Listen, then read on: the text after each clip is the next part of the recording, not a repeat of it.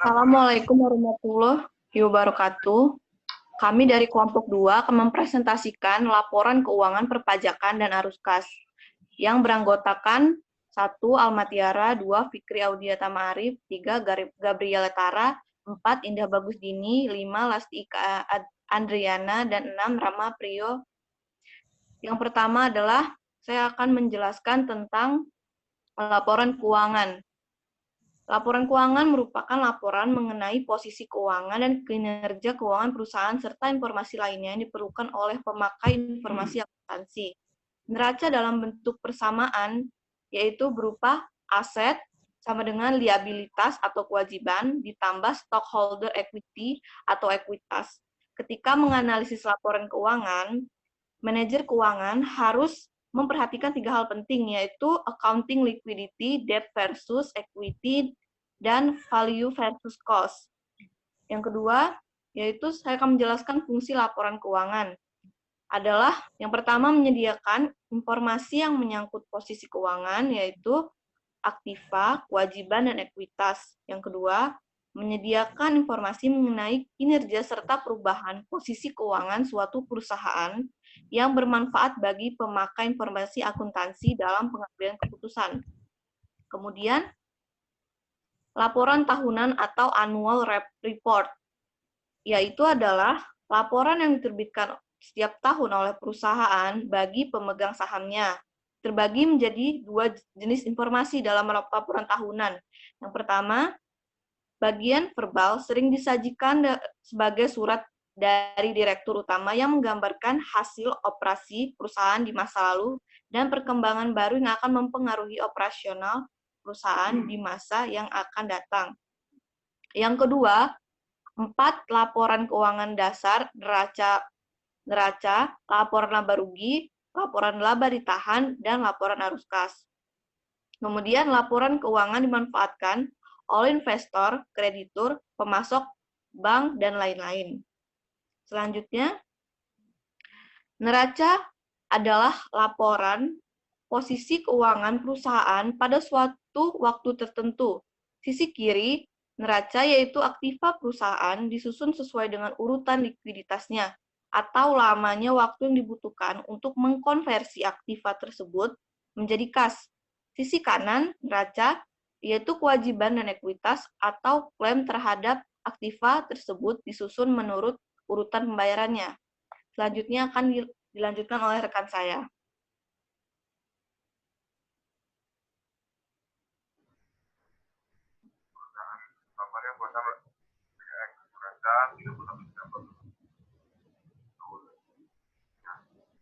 Kita lihat di bagian aset, ada aset lancar, ada aset tetap, ada treasury cash, dan secara dengan cash, untuk usaha, ada persediaan, dan total aset lancar. Lalu dia aset tetap, ada mesin, peralatan, total aset dan tetap. Lalu ada kewajiban dan ekuitas. Kewajiban lancar, yaitu utang usaha, utang basis, aktual, lalu total kewajiban lancar, obligasi jangka panjang, lalu ada total kewajiban.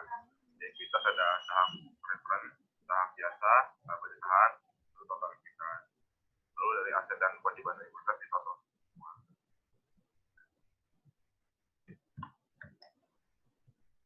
Lalu laporan laba rugi. Laporan laba rugi adalah laporan yang mengindikasikan pendapatan dan beban perusahaan selama periode akuntansi tertentu, yang umumnya setiap kuartal atau setiap tahun. Laporan laba rugi mengukur kinerja perusahaan selama periode tertentu. Definisi akuntansi dari laba adalah revenue minus expense. Dapatnya income. Laba dan dividen per lembar saham disajikan pada bagian bawah laporan laba rugi. Laba per lembar saham disebut sebagai bottom line dan menunjukkan dari semua pos yang ada dalam laporan laba rugi. PS adalah yang terpenting. Kita lihat contoh dari laporan laba rugi.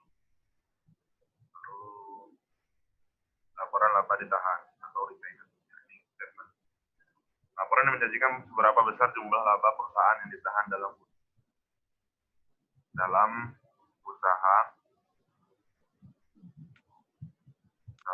dan dibayarkan sebagai dividen.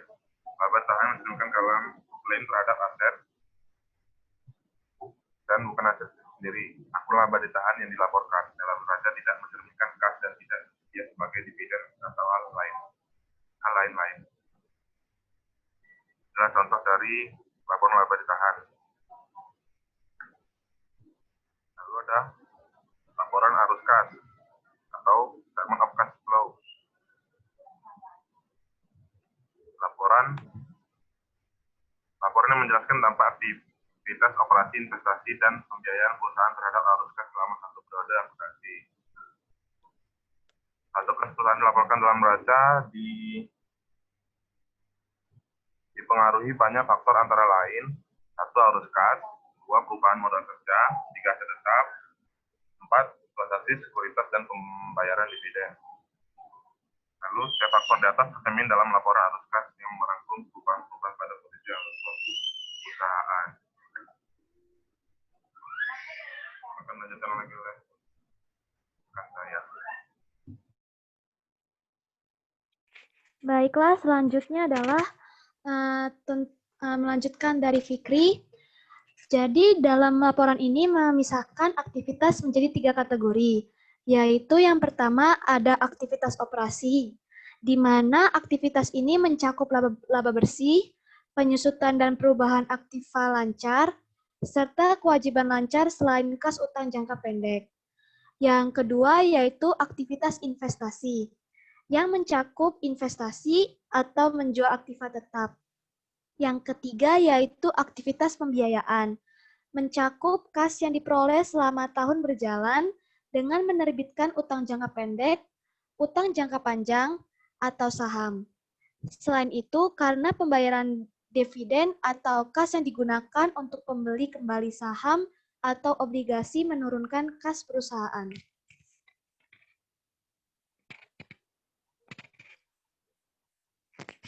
Baiklah, ini contoh untuk laporan arus kas, di mana seperti yang tadi sudah saya bilang bahwa ada aktivitas operasi, aktivitas investasi jangka panjang, dan aktivitas pendanaan.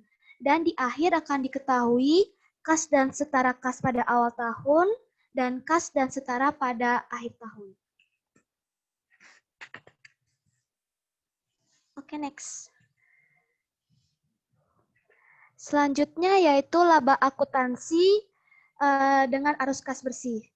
Jadi di dalam laporan laba rugi, penekanan ada pada laba bersih.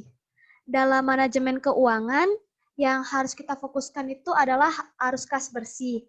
Karena itu menentukan seberapa besar nilai suatu aset dan suatu perusahaan. Arus kas bersih atau net cash flow adalah kas bersih aktual yang berbeda dengan laba akuntansi dihasilkan oleh perusahaan selama periode tertentu. Dan selanjutnya akan dilanjutkan oleh rekan saya, Indah.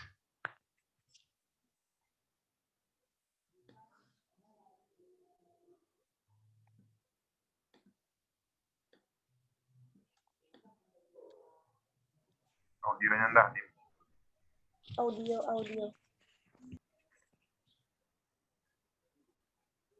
Baik, terima kasih. Saya ingin menjelaskan laba akuntansi dengan arus kas bersih. Yang pertama, hubungan antara arus kas bersih dan laba bersih dapat dinyatakan sebagai berikut, yang dimana arus kas bersih merupakan penjumlahan dari laba bersih dikurang pendapatan non-tunai dan ditambah beban non-tunai. Umumnya, penyusutan dan amortisasi adalah beban non-tunai terbesar dan di mayoritas kasus perusahaan tidak memiliki pendapatan non-tunai, sehingga hubungan tersebut dapat ditulis sebagai berikut. Arus kas bersih sama dengan laba bersih ditambah dengan penyusutan dan amortisasi.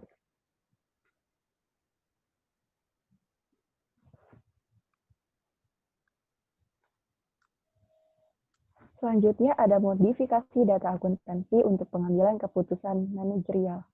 Yang pertama, membagi aset total menjadi 2 kategori. Yang pertama, aset operasi atau modal operasi yang mencakup kas dan setara kas, piutang, persediaan, dan aset tetap yang diperlukan untuk menjalankan usaha.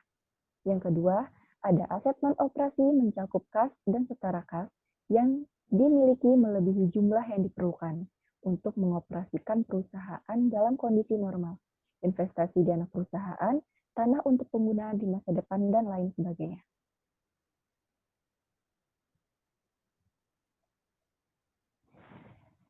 Modifikasi data akuntansi untuk pengambilan keputusan manajerial. Modal kerja operasi atau operating working capital adalah aset lancar yang digunakan dalam operasional perusahaan secara normal. Modal kerja operasi bersih adalah modal kerja yang diperoleh menggunakan dana investor. Dan yang terakhir yaitu ada modal kerja operasi bersih, yang dimana seluruh aset lancar yang digunakan dalam operasi dikurang seluruh kewajiban lancar tanpa bunga.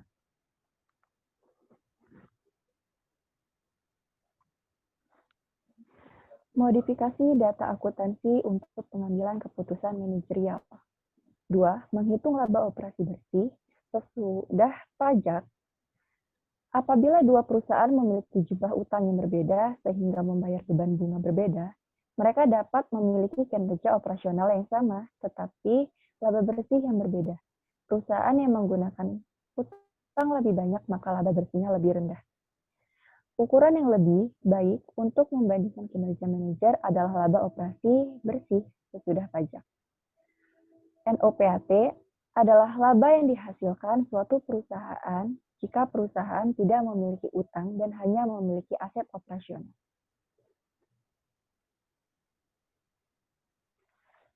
Modifikasi data akuntansi untuk pengambilan keputusan manajerial. Menghitung arus kas bebas. Arus kas bebas adalah arus kas yang benar-benar tersedia untuk dibayarkan kepada investor atau pemegang saham dan pemilik utang setelah perusahaan melakukan seluruh investasi dalam aset tetap, produk baru, dan modal kerja yang dibutuhkan untuk mempertahankan operasi sehari-hari.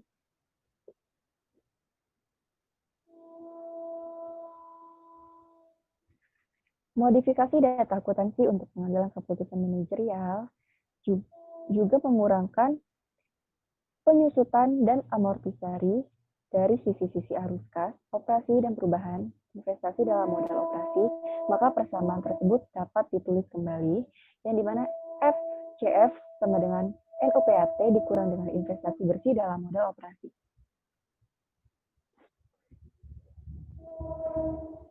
Selanjutnya akan dijelaskan oleh rekan saya.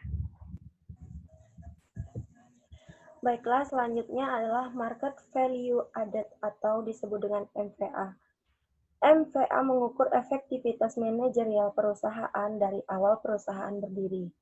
MVA adalah perbedaan antara nilai pasar ekuitas suatu perusahaan dengan nilai buku yang disajikan dalam neraca. Dapat dirumuskan sebagai berikut. MVA sama dengan jumlah saham beredar dikali harga saham dikurang nilai buku ekuitas. Lanjut. Lalu yang selanjutnya adalah Economic Value Added atau disebut dengan EVA. EVA berfokus pada efektivitas manajerial pada periode tertentu. Untuk menghasilkan EVA positif, perusahaan harus melakukan lebih dari tingkat pengembalian bagi penyedia modal perusahaan. EVA memperhitungkan biaya modal perusahaan, termasuk di dalamnya biaya modal saham biasa. Berikut ini adalah rumusnya. EVA sama dengan laba operasi bersih sesudah pajak atau NOPAT dikurang biaya modal per tahunan setelah pajak dalam rupiah.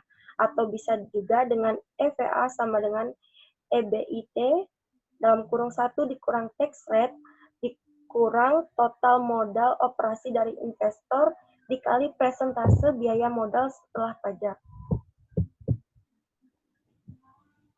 Lanjut. Pajak. Nilai dari aktiva tertentu ditentukan oleh arus kas setelah pajak yang dihasilkannya. Tarif pajak dan aspek lain dari sistem pajak ditentukan secara tahunan oleh Kongres.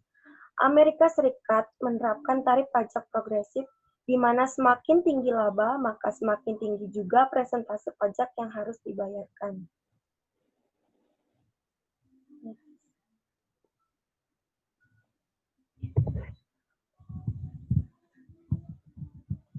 Aktiva modal. Berikut ini adalah keuntungan dan kerugiannya. Aktiva modal adalah aktiva seperti saham, obligasi, dan real estate. Keuntungan modal atau capital gain diperoleh bila aktiva modal terjual di atas harga perolehannya. Kerugian modal atau capital loss diperoleh bila aktiva modal terjual dengan mengalami kerugian. Kerugian atau keuntungan jangka panjang terjadi apabila aktiva dimiliki lebih dari jangka waktu 1 tahun. Oke, selanjutnya akan dijelaskan oleh rekan saya Rama.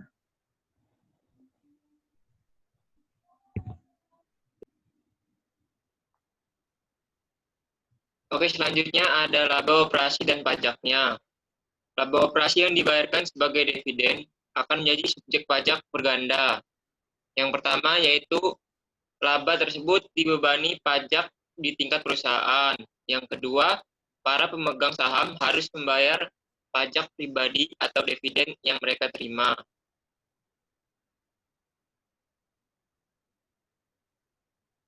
Sistem pajak penghasilan. Pajak penghasilan yang pertama ada pajak penghasilan individual. Itu pajak atau dividen dan pendapatan bunga. Selanjutnya keuntungan modal sama dengan pendapatan biasa atau capital gain versus ordinary income. Yang kedua yaitu pajak penghasilan perusahaan. Yaitu ada pendapatan bunga dan dividen yang diterima perusahaan. Selanjutnya ada bunga atau dividen yang dibayarkan perusahaan. Yang ketiga ada keuntungan modal perusahaan. Yang keempat ada kompensasi kerugian perusahaan ke belakang dan ke depan. Selanjutnya ada akumulasi yang tidak tepat untuk menghindari pembayaran dividen. Dan yang terakhir ada SPT pajak perusahaan konsolidasi. Selanjutnya pajak pendapatan perusahaan. Perihalnya pendapatan biasa, pendapatan bunga yang diterima perusahaan akan dikenai pajak. Tetapi 70% dividen yang diterima oleh satu perusahaan dari perusahaan lain berasal dari laba kena pajak. Karena diketahui bahwa pendapatan dividen perusahaan akan terkena pajak 3 kali. Karena bunga yang dibayar perusahaan adalah beban yang bisa dikurangkan, sedangkan dividen tidak. Maka sistem pajak lebih menyukai pembiayaan dengan utang daripada dengan ekuitas.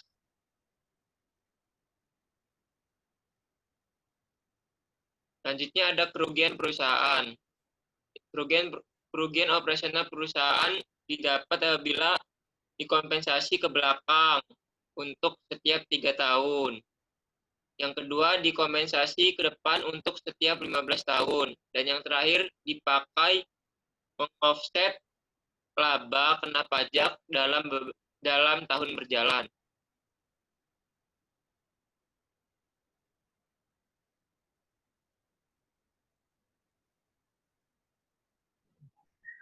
Tutup nggak ini? Sekian presentasi dari kelompok kami, kurang lebih